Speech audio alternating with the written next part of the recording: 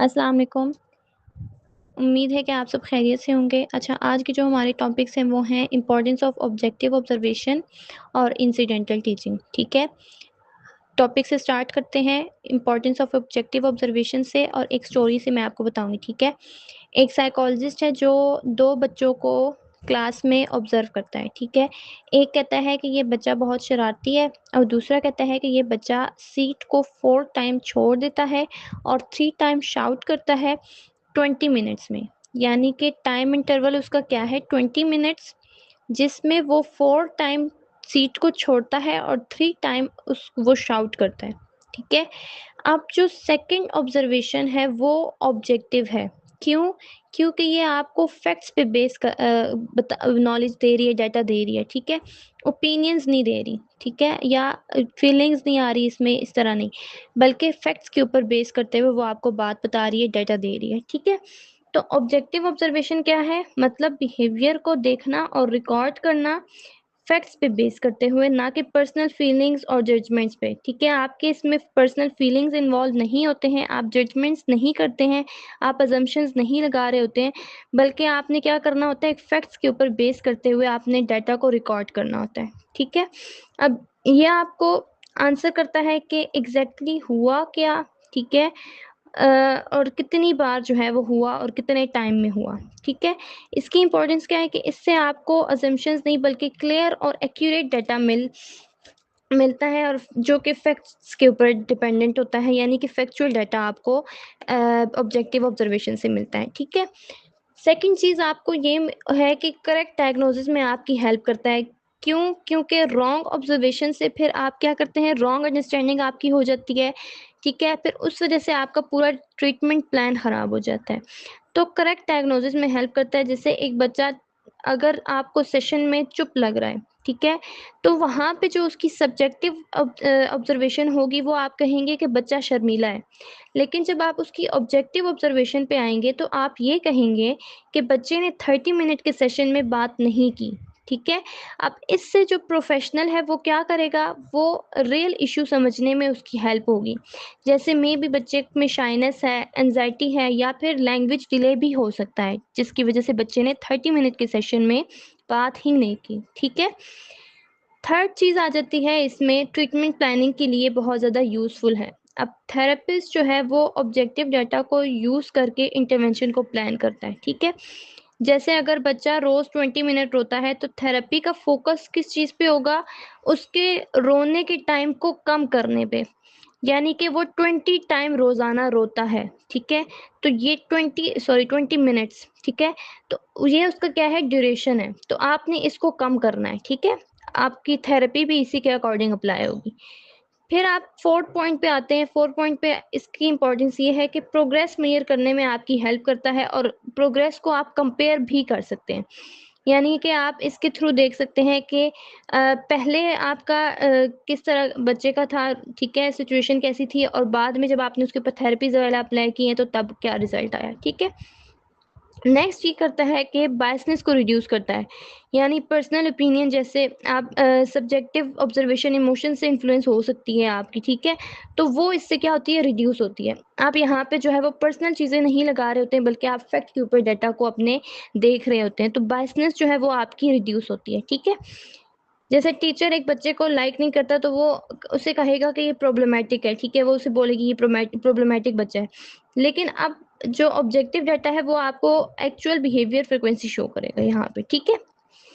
Next आ जाता है आपके पास प्रोफेशनल्स के दरमियान जो कम्युनिकेशन हो रही होती है वो इम्प्रूव होती है, ठीक है? अब अब इस साइकोलॉजिस्ट जो है वो क्या करेगा, साइकोलॉजिस्ट है या जो थेरेपिस्ट है या जो टीचर्स हैं, वो केस को सेम वे में देखेंगे। ये नहीं कि हर कोई अपना-अपना असम्पशन वहाँ पे लगाए, मे बी ये इस वज़ह से हो सकता है, इस वज़ह से। जब आपकी ऑब्जेक्टिव होगी ऑब्ज़र्वेशन और आपका डाटा होगा, ठीक है? तो उससे क्या होगा कि हर प्रोफ़ेशनल उसको अपने व्यू से नहीं देखेगा बल्कि एक सेम वे में देखेगा, उस केस को सेम वे में देख रहा होगा, ठीक है? फॉर एग्ज़ाम्पल आप बच्चे के अंदर क्लास में अटेंशन चेक कर रहे हैं, ठीक है? तो उसकी सब्जेक्टिव जो ऑब्ज़र्वेशन है वो आप कहेंगे कि बच्चा जो है वो सीरियस नहीं था, ठीक है? लेकिन जो ऑब्जेक्टिव ऑब्ज़र्वेशन है उसमें आप ये कहेंगे 30 मिनट में वो 10 टाइम ऑफ टास्क हुआ, ठीक है? यानी कि 30 मिनट्स का सेशन था, उसमें बच्चे ने 10 टाइम जो है वो कोई और एक्टिविटी की। तो सब्जेक्टिव ऑब्जर्वेशन में आप सिंपल कह देंगे कि वो सीरियस नहीं था इस टास्क के दौरान, ठीक है? बार-बार उठ जाता था। लेकिन जब आप ऑब्जेक्टिव ऑब्जर्वेशन करेंगे तो आप कहेंगे कि 30 मिनट के सेशन में जो बच्चा था वो 10 टाइम टास्क को उसने छोड़ा, अपना ऑफ टास्क हुआ, ठीक है? तो सब्जेक्टिव ऑब्जर्वेशन क्या है, वो आपके ओपिनियन के ऊपर बेस कर रही होती है, जिसमें आप कहते हैं नॉटी है, लेज़ी है, सीरियस नहीं है, ठीक है? लेकिन जो आपकी ऑब्जेक्टिव ऑब्जर्वेशन है, उसमें आप क्या करते हैं, वो आपकी फैक्ट के ऊपर बेस होती है, जिसमें आप देखते हैं कि फ्रीक्वेंसी क्या है उसकी, यानी कि काउंट, ड्यूरेशन क्या है उसका, यानी कि टाइम, और उसके जो एक्शंस हैं उसको आप देख रहे होते हैं, ठीक है? किस टाइप के उसके एक्शन है। फिर आ जाता है नेक्स्ट टॉपिक आपका इंसिडेंटल टीचिंग। अब इंसिडेंटल टीचिंग में आप कहें एक बच्चा है जो टॉयज़ के साथ खेल रहा है, ठीक है? और शेल्फ के ऊपर पड़ी हुई उसको एक बॉल नज़र आ जाती है। अब वो जो है बच्चा जैसे ही बॉल को देखता है, बॉल जो है उसका फ़ेवरेट टॉय है या फ़ेवरेट ऑब्जेक्ट है खेलने के लिए, ठीक है? बॉल के साथ खेलना उसको पसंद है। तो वो बच्चा क्या करेगा, बॉल की तरफ इशारा करेगा, ठीक है? तो थेरेपिस्ट यहाँ पे क्या करेगा, उस बच्चे को फ़ौरन बॉल देने की बजाय वो उसे कहेगा कि से बॉल, ठीक है? 2-3 दफ़ा ये बात वो रिपीट करेगा, से बॉल, ठीक है? अब बच्चा बॉल को कहने की कोशिश करता है और फिर क्या होगा, यानी कि अगर उसके फेस थोड़ा बहुत वो ट्राई करेगा ना, वो बोल नहीं सकता, ठीक है? उसका स्पीच डिले है, आप उसको लेके आना चाह रहे हो बातों पे, ठीक है? तो वो बच्चा क्या करेगा, बोलता है, बॉल बोलने की कोशिश करता है, तो वहाँ पे थेरेपिस्ट जो है वो उसको वो बॉल दे देता है, ठीक है? तो बच्चे ने नेचुरली वो वर्ड क्या कर लिया, सीख लिया, ठीक है? ड्यूरिंग प्ले, ना कि एक फॉर्मल लेसन में, ठीक है? खेल-खेल में ही उस बच्चे को एक नया वर्ड सीखने को मिल गया जो कि है बॉल, ठीक है? ये अब हमारे पास इंसिडेंटल टीचिंग है। यानी इंसिडेंटल टीचिंग क्या है, एक नेचुरल टीचिंग मेथड है, एबीए में यूज़ होता है, जिसमें आप एवरीडे सिचुएशंस में लर्निंग को करवा रहे होते हैं बच्चों को, ठीक है? लर्निंग सिखा रहे होते हैं, लर्निंग जो है वो चीज़ें सिखा रहे होते हैं उनको, और वर्ड सिखा रहे होते हैं, कुछ भी हो सकता है, ठीक है? और वो जो है बच्चे के इंटरेस्ट के ऊपर बेस करके आप करवा रहे होते हैं, ठीक है? जिस चीज़ में बच्चे का इंटरेस्ट हो। यानी लर्निंग को आप फ़ोर्स करने की बजाय जो है एक बच्चे को मोटिवेट करते हैं उसको यूज़ करने के लिए, ठीक है? उसे स्किल टीच करवाते हैं, जैसे कम्युनिकेशन हो गई, सोशल इंटरैक्शन हो गया या लैंग्वेज हो गया। ये चीज़ें आप जो है वो इंसिडेंटल टीचिंग के थ्रू बच्चे को खेल-खेल में या नेचुरल सेटिंग में ही करवा रहे होते हैं, ठीक है? अब की आइडिया क्या है इसका, कि जो है बच्चा एक चीज़ के लिए इंटरेस्ट शो करेगा, ठीक है? आपने उसके लिए एक अपॉर्च्युनिटी क्रिएट कर देनी है, ठीक है? फिर बच्चा उस पे रिस्पॉन्ड करेगा। जब आप उसके लिए एक्टिविटी या अपॉर्च्युनिटी क्रिएट कर देते हैं ना, तो उसके लिए बच्चा क्या करेगा, रिस्पॉन्ड करेगा। और जैसे ही बच्चा रिस्पॉन्ड करेगा, आप उसको क्या कर दे दो दे रिवॉर्ड दे दोगे, ठीक है? तो लर्निंग जो है वो आपकी क्या है, लर्निंग इसके थ्रू, इंसिडेंटल टीचिंग के थ्रू आपकी लर्निंग मीनिंगफुल, नेचुरल और एन्जॉयबल बन जाती है, ठीक है? तो इसमें हम कुछ स्टेप्स देखते हैं कि इंसिडेंटल टीचिंग आप किस स्टेप के थ्रू करवाओगे। सबसे पहले आप क्या करोगे, आप बच्चे को ऑब्ज़र्व करो, ठीक है? आप ये देखो कि बच्चे का इंटरेस्ट किस चीज़ में है, ठीक है? जब आपको पता लग गया कि बच्चे का इंटरेस्ट इस चीज़ में है, फॉर एग्ज़ाम्पल वो टॉय भी हो सकता है, कोई फूड का आइटम, कुछ बच्चों को खाना पसंद होता है, ठीक है? और कुछ को जो है वो कोई एक्टिविटी पसंद होती है। तो सबसे पहला स्टेप आपने क्या करना है, बच्चे को ऑब्ज़र्व करना है। सेकंड स्टेप आप क्या करेंगे, उसके लिए अपॉर्च्युनिटी क्रिएट करेंगे। आपने उस आइटम को जो है बच्चे की पहुँच से, यानी कि अगर बच्चे को टॉय पसंद है, ठीक है? तो आपने क्या करना है, उस टॉय को बच्चे की पहुँच से दूर रख देना है थोड़ा-सा, ठीक है? और वेट करना है कि बच्चा जो है वो उसमें इंटरेस्ट शो करे।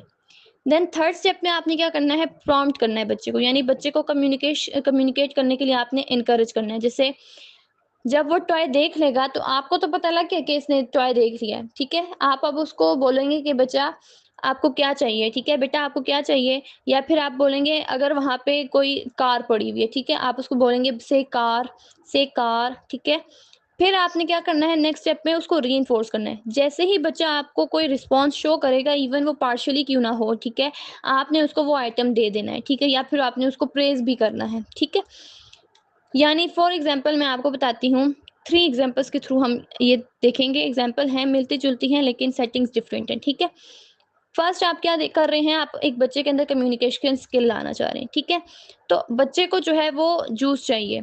फिर क्या करेंगे आपके बच्चा जो है वो आपको इशारा करेगा, ठीक है? उसकी तरफ फिंगर पॉइंट करेगा कि उसको जूस चाहिए। अब थेरेपिस्ट यहाँ पे जो है उसे कहेगा से जूस, ठीक है? से जूस। अब या फिर आप कहेंगे बोलो जूस, ठीक है? अगर आप उर्दू स्पीकिंग है तो बोलो जूस आप बोलेंगे। फिर बच्चा कहता है जू, लाइक वो फॉर फुल वर्ड नहीं बोल सकता, जस्ट उसके मुँह से फर्स्ट 2 अल्फ़ाबेट्स निकले हैं जू, ठीक है? तो वहाँ पे आपने क्या कर देना है, उसके थोड़े से अटेम्प्ट पे भी आपने या थेरेपिस्ट ने जो है उसको जूस दे देना है। इससे क्या होगा, इससे कम्युनिकेशन जो है वो नेचुरली इम्प्रूव होगी, ठीक है? नेक्स्ट एग्ज़ाम्पल है आपकी सोशल इंटरैक्शन। अब इसमें बच्चा जो है वो टॉय से खेलना चाहता है, ठीक है? आपने जो है वो बच्चे का क्या करना है, वेट करना है कि वो आपको बोले या वो आपसे माँगे, ठीक है? तो वो जैसे ही बोलेगा ना दो, तो आपने दे देना है उसको वो टॉय और प्रेज़ करना है उसको, ठीक है? इससे क्या होगा, उसकी सोशल रिक्वेस्टिंग स्किल इम्प्रूव होगी, ठीक है, बच्चे की।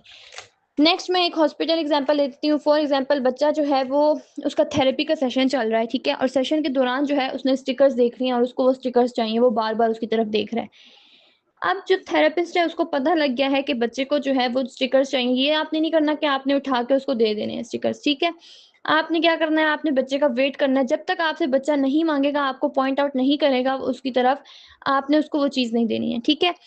तो आपने उसके बोलने का वेट करना है। तो जैसे ही बच्चा आपको बोलेगा स्टिकर्स प्लीज़, ठीक है? या स्टिकर दे दें, तो आपने वहाँ पे जो है उसको अब बोलना है कि से प्लीज़ या इस तरह वर्ड, ठीक है? तो जैसे ही वो बच्चा बोलेगा आपने उसको वो चीज़ दे देनी है। इससे क्या होगा, उस बच्चे के अंदर पोलाइट कम्युनिकेशन एनकरेज होगी, ठीक है? तो एडवांटेजेस क्या हैं इसके कि इंसिडेंटल टीचिंग की वजह से जो है वो आपका जो लर्निंग प्रोसेस है वो एक नेचुरल और फन वे में हो रहा होता है, ठीक है?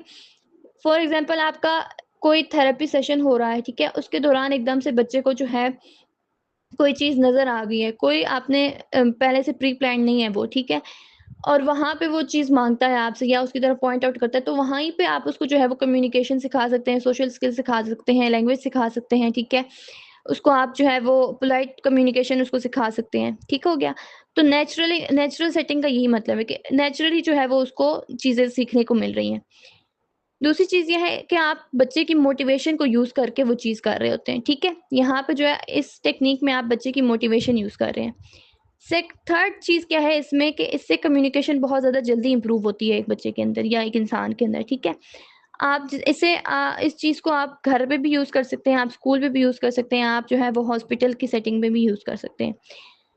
और दूसरी चीज़ इससे ये है कि जो जनरलाइज़ेशन का प्रोसेस है वो इम्प्रूव होता है, ठीक है? जैसे कि वो स्किल जो कि रियल लाइफ़ में यूज़ होती हैं वो आप यहाँ पे कर रहे होते हैं, ठीक है? तो एक और चीज़ है कि फॉर्मल टीचिंग और इंसिडेंटल टीचिंग। फॉर्मल टीचिंग और इंसिडेंटल टीचिंग में ये फ़र्क है, फॉर्मल टीचिंग एक स्ट्रक्चर्ड और प्लान्ड लेसन होता है, ठीक है? आपने पहले से सब कुछ प्लान किया होता है कि आप ये करेंगे, इसके बाद ये करेंगे, सारा कुछ आपका होता है। लेकिन जो इंसिडेंटल टीचिंग होती है, वो नेचुरल होती है, सिचुएशन बेस्ड लर्निंग होती है। उसमें कोई चीज़ पहले से प्री प्लान नहीं होती, बल्कि नेचुरल अकर हो रही होती है, ठीक है?